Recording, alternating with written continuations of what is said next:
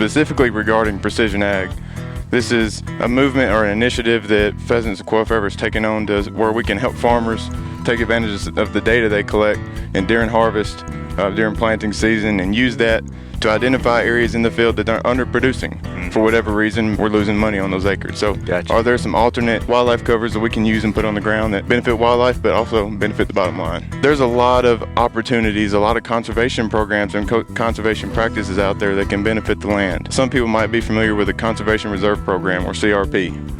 And that is a program for farmers and landowners to take those certain areas out of production and return them to a wildlife cover. We started taking non-productive acres years ago and putting them in CRP, seeing a great benefit of that, not only for wildlife, erosion control, and the money side of it. You know, we have to make a living to stay in business just like everybody else. You know, if you've got non-productive acres that you're losing money on and you can get something out of them, plus benefit the soil from erosion, plus benefit the wildlife.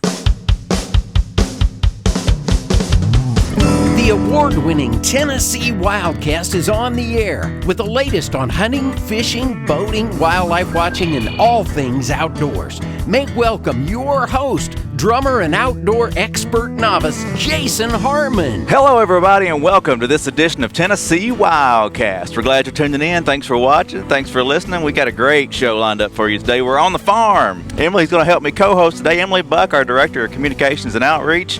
Glad she's here with us today, but we're in kind of an area you're familiar with, right? Yeah, before I came to TWA, agriculture was my bread and butter. So for our folks listening, we've got a great view of some rolling green hills, some cows off to our side, and we're really excited to be on the farm today. Yeah, I am too. Today is all about precision ag, and we're going to be talking with folks from Pheasants Forever, Quail Forever, about how you can turn red acres to green acres. And we're going to learn about all of that and what that is, and I'm excited to have Jacob Taylor with us today. He works for Quail Forever, and then Jeremy Fowler is graciously let us come onto his farm, interrupt his farming time. He's got to get back out to the tractor, so we better speed this along today, but we appreciate you guys having us. Absolutely excited to be here. And happy birthday. I know this show will air later, but happy birthday. Thank you. He says he doesn't stop working. He has to keep working on his birthday. Part of it, I guess, right? It's another day. Yeah. Well, today I've touched on it. It's all about precision ag and the technology behind agriculture and ways that you can improve your property for wildlife when there's not so much profitable acres on those edges and things like that. So today we're going to dive into some of that. But first, I want to learn about you guys. So Jacob, we'll start with you, buddy. Tell us about yourself and what your role is and kind of how you got to where you are today. Yep. Well, I grew up in a farming family and community kind of down the road from here in Trenton, Tennessee. And I graduated a couple years ago and was hired on by Pheasants and Quail Forever as a precision ag specialist, which when you talk about Pheasants and Quail Forever, that's probably not the first thing that you think about. Right, but yeah. As an organization, there's a whole conservation delivery team. It's very diverse and numerous, everywhere from farm bill biologists to precision ag specialists. We got people working in rangeland and grazing. So there's a lot of people working on the ground for Pheasants and Quail Forever. But specifically regarding precision ag, this is a movement or an initiative that Pheasants and Quail Forever is taking on where we can help farmers take advantage of the data they collect and during harvest, during planting season, and use that to identify areas in the field that are underproducing for whatever reason. Maybe it's shade, water, there's perennial wet spots, odd areas that are just hard to farm. Farm equipment's getting big now, and it's hard to farm some of these smaller areas. And so these areas that the yield isn't high enough to exceed the input costs, we're losing money on those acres. So Are there some alternate land use covers, wildlife covers that we can use and put on the ground that benefit wildlife but also benefit the bottom line? Okay, awesome. All right, well, we'll dig more into that as we get going. Jeremy, thank you for having us. Tell us a little about yourself. You're a lifetime farmer, right? Yes, sir. Row crop producer here in West Tennessee, Atwood, Tennessee. Born and raised like 2 miles down the road here. Been farming since '97. We raise corn, wheat, soybeans, cattle, and kids. So that's the main thing. I've got 2 teenagers, a wife named Brittany. She works in the local school system. We tied up with Jacob. We was doing a lot of this stuff before he come along, but he kind of brought a new level to it, I guess you should say. They introduced me to some new programs and different things, and we're conservation minded. We hunt and believe in putting back, and have a place for wildlife to thrive, plus us thrive. So it's kind of a balance, and it's been good for us. Very cool. Yeah, that's awesome to hear. And before the show, we were chatting. Your son plays football, and Yes. and I'm sure is he doing well this season? He is. He's had a great season. My daughter's a cheerleader. My son plays football, Awesome. and we're busy people. I bet. Very I busy. bet. This time of year, very busy. Yeah. Well, farming's a full-time job, especially folks like you that do it this way. I know a lot of hobby farmers and stuff out there, but it's a lifelong passion, and Right. yeah, Right. It's a way of life. It's you have to live it and love it to do it. So yeah, definitely. Well, and farmers are really the original stewards of the land and of the earth. And when you think about those kids, I Correct. bet you're hoping one day they come back and keep farming. We and are. sustainability lets you do that. we are. Don't push them either way. Tell them all the time. Do whatever you want to do. We'll support you. But Yeah. at the same time, really. Really hoping maybe one day they'll come back. My daughter's really plugged in right now. She's a junior in high school. Yeah. She's wanting to get ag business degree and do something in agriculture, which we're really excited about. So we'll see what happens. Sure. Just- Yeah. But just blessed to get to raise kids in a place like this. On the farm is just a different experience. We have kids come out here all the time and ask us questions that we don't know how to answer because we take for granted what we do every day. We really do. Yeah. So- Definitely. That's awesome. Yeah, and there's a lot of great colleges here in Tennessee that focus on wildlife and agriculture, and those two go hand in hand a lot of times. So Correct. very cool. All right, well, let's jump in more on how folks can turn red to green here. And you touched on it a little bit there, Jacob, but just dive in a little bit more on how this program works and how a farmer can work with you. Right. So the topic of this is precision ag, and maybe not a lot of viewers understand maybe what precision ag is. You have to really be on the farm, and a lot of farmers are using that now, but everybody sees the big combines going through the field during the fall, right, or the cotton pickers. Well, as those machines are going through the field, every 1 second they collect a data point. All right, and that data point is collecting how much crop is coming through the combine, whether that's cotton or corn or wheat or soybeans, how much is flowing through the combine. The moisture of that crop, the speed of the combine, the elevation of the land that the combine is passing across. So think about thousands of acres, every data point every 1 second, right? That's a lot of data, right? So how can we use that data and maximize every single acre? And a lot of farms, like we see out here today, when we're harvesting through these fields and we have all this yield data, we know where we're producing high and low in the fields. Yeah, And oftentimes farmers know where those areas are, right? You know where you're losing money. Right. That yield data helps us identify where we're losing a lot of money, where it makes sense to make a land use change or to take an area out of production and return it to a cover. So that is what, when we're talking about precision ag, turning red acres green, if you take this yield data, you can make a color map, a heat map. It looks like a temperature map, right? Right. The red areas are what we call red acres. We're not producing enough to actually produce a really good positive return on investment. Mm-hmm. So we take that data, those heat maps, and look at several years of them. We can understand that we're losing money on these certain acres. Well, then what's the solution? Like what options are out there? What can we do with these areas? Do we need to keep farming it? Some landowners want you to keep farming every acre. Sometimes we got to farm it just to be able to farm the good part of the farm, right? Mm-hmm. So you take the good with the bad. But there's a lot of opportunities, a lot of conservation programs and conservation practices out there that can benefit the land, and that require management. And so some people might be familiar with the Conservation Reserve Program, or CRP. Yeah. And that is a program administered by USDA for farmers and landowners to take those certain areas out of production and return them to a wildlife cover beneficial to different wildlife. And often one that we implement around here, and Jeremy himself has implemented, are buffer strips, native grasses and wildflowers that are beneficial for wildlife like quail, turkey, quail, turkey, pollinators. A suite of different wildlife use those areas, and those are most time the areas we don't have on the farm, right? We've got trees, we got open crop ground, we're missing some of that in between. Mm-hmm. And so the Conservation Reserve Program, there's a whole bunch of different USDA programs out there. I know TWA offers a Farm Wildlife Enhancement Program. Yep. And so there's a lot of different programs, and that's what, as specialists like myself, it's my job to understand the precision ag technology and to understand those programs and where they might fit on the farm and where they're appropriate.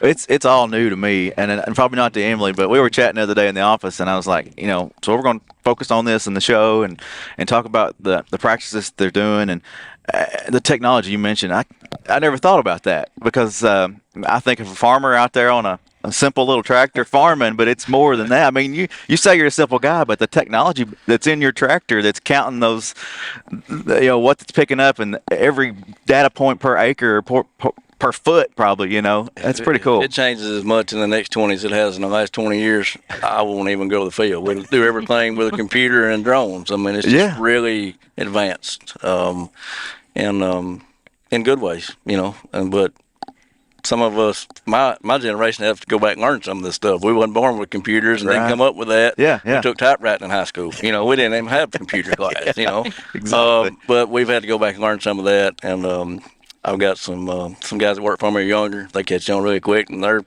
teaching me some of this stuff. So, yeah. And people like Jacob and different ones, we're having to learn, but it's user friendly. It's been really good at the end of the day. Mm-hmm. Well, you mentioned earlier in the show that you've put these practices in place even before you met Jacob. So that was you were already thinking that way, right? We've been passionate about conservation and wildlife. Brought up that way, and we are in West Tennessee. We have fence rows, rolling hills. We're not vast land. We have 50-acre fields and 10-acre fields and all kind of different stuff. But we started taking non-productive acres years ago and putting them in the Conscious Reserve Program, CRP, and seeing a great benefit of that, not only for wildlife, but erosion control and the money side of it. We have to make a living to stay in business just like everybody else. If you've got non-productive acres that you're losing money on, and you can get something out of them, plus benefit the soil from erosion, plus benefit the wildlife. Take example of a farm we was on yesterday harvesting beans. I just noticed I've got 36 landlords plus I own land, so I'm in constant communication with a lot of people, and I've had landlords buy into some of this stuff. They've seen what I've done, and they've bought into some of this stuff. And with Jacob's precision stuff, hey, I can take these yield maps to them and say, hey, we're losing money right here. These landlords are on a share or whatever, and that makes a good bargaining point for them. Hey, we can benefit the wildlife, we can put money in your pocket, we can actually, and a lot of times they can make more money that way in some kind of buffer program or CRP than they can with me farming it and save the soil and the wildlife. But back to my original, we was on a farm yesterday, landowner, took me a long time to convince him. Front half of his farm was not productive. The back half was great. Took me years. 3 years ago, I convinced him. We put the front half in CRP, we still farm the back half, so we have to drive through the CRP. All right, I seen quail, turkeys, and deer yesterday just driving the combine across the CRP. And he come out and he said, man, it's the greatest thing we ever done on my farm. So, I mean, it's really benefiting everybody. That's awesome. So it's benefiting me and the landowners. And like I said, erosion's a big thing. We're rolling, big time rolling. These strips and the CRP, it's saving the dirt. It's been a win-win for everybody. And we're passionate about it. We're wildlife people. We like to hunt and like to see wildlife while we're out working. But it really does you good when you see something like I did yesterday. I was thinking about this coming up today and what we was going to talk about. And I said, right there it is. It's just simple. It's right here's what we're trying to do. We're supposed to be stewards, as you said a while ago, of the land. So it's ever evolving. And there's numerous programs, as he said. He's introduced me to some new ones here in the last couple of years. It's been really good. We're sitting here looking out over my home farm, and we put in some prairie strips last year, and we're seeing a huge benefit already for those. We can sit here and hear quail whistling in the morning a lot of times. And awesome. It's just something that's been gone from this area for a long time. So. I think one of the things that is often kind of tricky sometimes to visualize when it comes to the benefits of conservation, when you're thinking about that bottom line, it's not always an immediate payoff. A lot of times that conservation will pay off as far as yields on a farm, but it does take a while. Talk a little bit about just that patience it takes to see some of that conservation pay off. We're not in a get-rich annually scheme. We're in a lifetime. We're in a lifetime trying to make a living. If you're successful enough or blessed enough to farm your whole life, have something at the end, and leave something like you said there. It's long-term mindset. It's a mindset. It's long-term. You're not going to see benefits in 1 year, 2 years, 3 years. You start seeing some stuff, and gradually it goes up. But you have to really care about the farm. You know, you have to really care about what you're going to leave behind, what you're doing. Sustainability is a big word these days, you know, in agriculture. Everybody wants to be sustainable, you know, and there's several different ways you could talk about that, but that's how we're being sustainable. You know, we're leaving our dirt or our soil where it's at, you know, and creating wildlife opportunities and different things. But it's the mindset. Like I said, it's not an overnight deal. It's time, you know, which that's you have to have patience. So. Well, quail is a big topic. People want to see quail come back, and it's obvious. You know, in the last couple shows we've done, we've been like on Bridgestone, Firestone, and we hear the quail out there, and then you're talking about seeing the quail as you drive through the farm. It's awesome to see the work that y'all are putting in on these different areas happen. You know, see the wildlife come back, and it's very cool. And I know it probably tickles you to death to see that. Oh yeah, absolutely. Yeah, I mean that's one of the things that if we can help farmers be more profitable, but if we can also get a lot of wildlife benefit and cover out there that's not very abundant, and we can really help quail in that way, it's what you call double benefit. It's when you go out on the farm and you see what you're doing and it's putting it on the ground and there's a wildlife response. I mean just helping people to be more profitable in the small way that we can. Because Jeremy's not got. A lot of these farmers are farming big thousands of acres. You ain't got time to sit down and look at every little piece. And you've done a really good job of that. Obviously, you've done this well before we ever came. But seeing that wildlife benefit on the ground, with helping someone be more profitable, it's a really cool thing to see. And every farm's not the same. It's not a one fix all. Right. We're scattered over about a 30-mile circle from right here center. Okay. And every farm's different, and every landowner's different. So you have to go in with a mindset of different aspects of how we can help this farm, what we can do. And every farm may not have a place for whole farm conservation. Maybe strips like we done here. Every farm's different. But anyway, it's a mindset we're passionate about, and seeing benefits out of it in three different ways, from economic to wildlife, from erosion. So, we're benefiting. Yeah. Well, and you mentioned that mindset. A lot of times it can be pretty tricky to change a mindset that has been on a farm from multi-generations. And you mentioned cover for quail, and one of the things that we sometimes talk about is just not bush hogging as much, to leave some of that natural cover and letting some of those fence rows grow up, which can be really awful hard for a farmer to change their mindset on that one.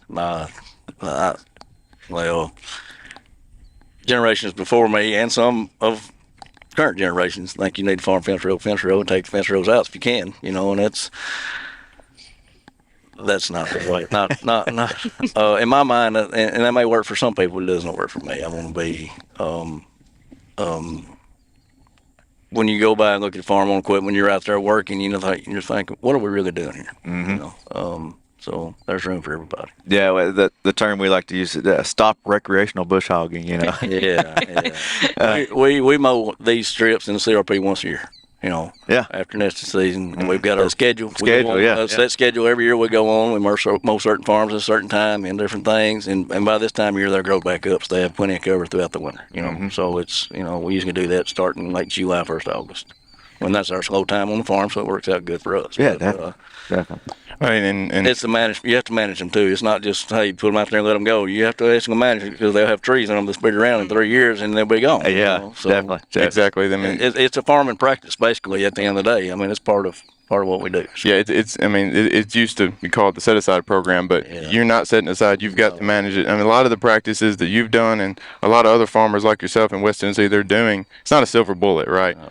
And so when we talk about managing for quail and other wildlife, there's a lot of variables. Every farm is different. Every farm's got a different history, right? Maybe this farm used to be pasture and now it's cropped, or it's been cropped for 30 years, and that's where our wildlife biologists, I talked about our conservation team. Mm-hmm. We work with the USDA local service centers. We work with TWA wildlife biologists in West Tennessee, and I work with those folks, and they're on the ground with landowners and farmers like Jeremy, looking at farms, seeing what seed do we need to put out there, what might have been out there historically, what herbicide recommendations, what management is best, right? And so I'm not by any means a management expert. I'm just precision ag guy. Mm-hmm. But we've got our farm bill wildlife biologists. They've got the knowledge of what management can we do throwing in a mix of management, burning this year, mowing this year, maybe a farm that's not as highly erosive, doing some strip disking. There's a lot of different management techniques and seed mixes and that are appropriate for the practice that we're doing, and that's where we've got a lot of great partners and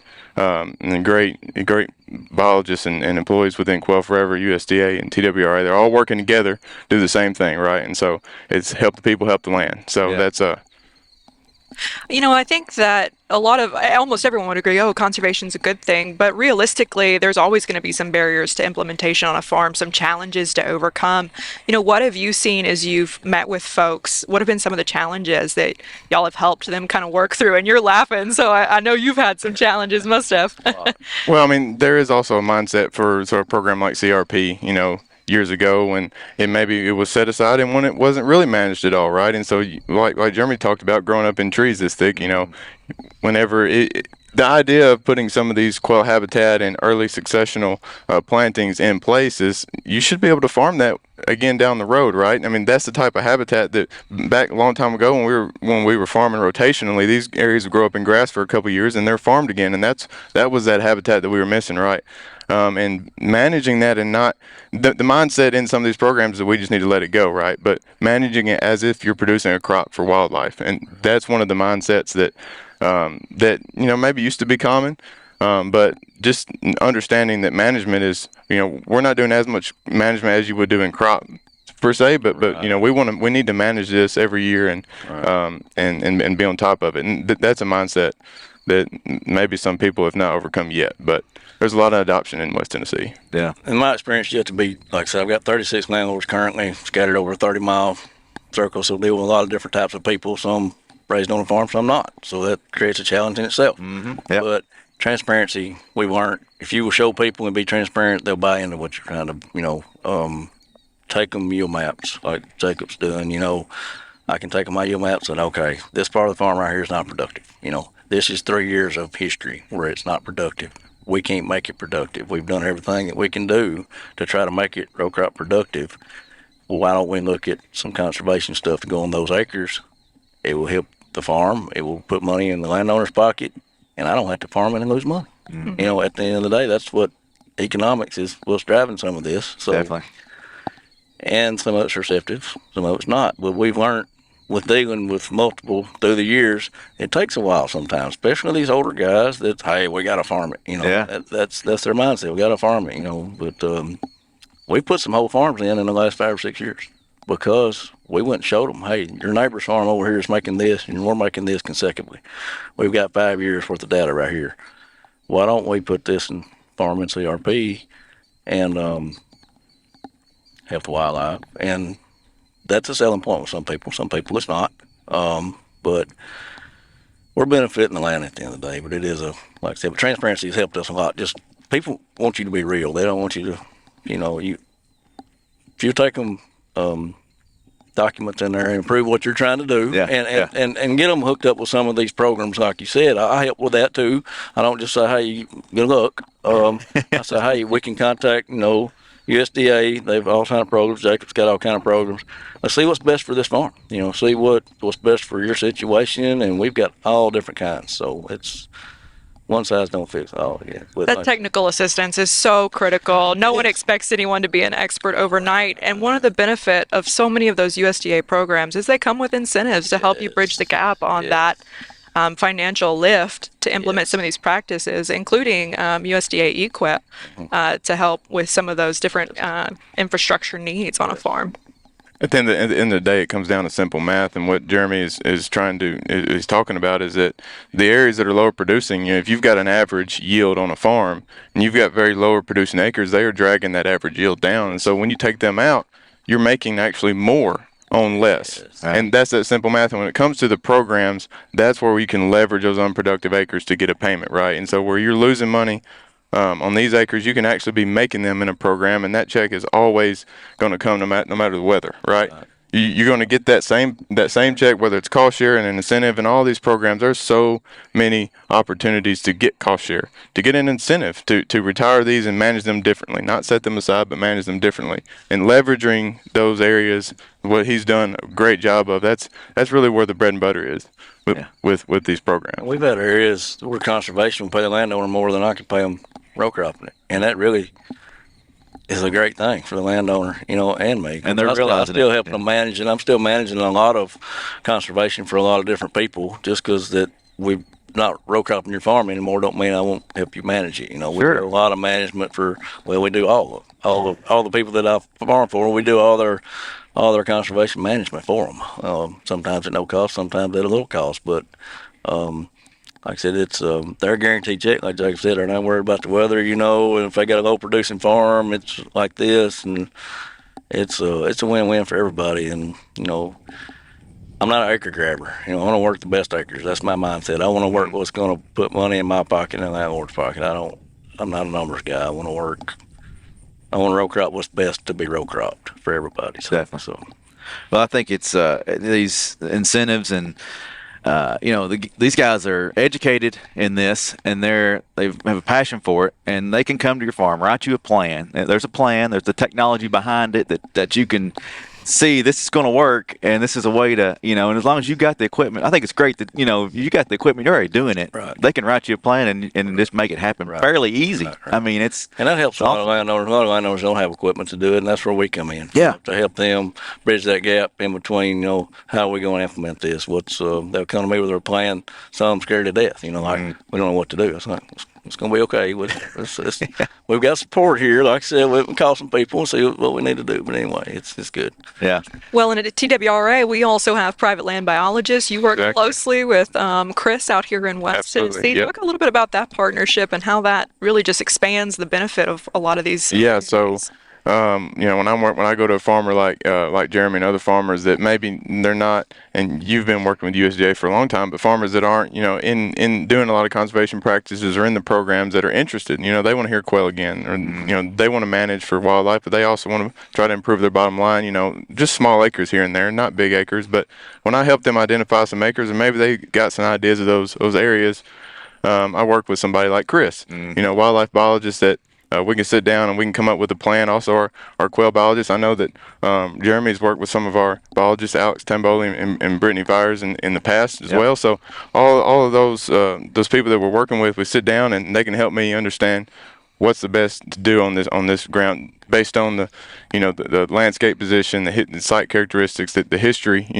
All that comes in, and all that's very important when it comes to habitat management. Right. So that team is growing. You put these two groups together, us and you guys, and it's amazing what can happen. Absolutely. I mean, we wear a different badge, but we're all doing the same thing. We all work together. We work together with Chris as if he's a QF employee, and everybody else likewise.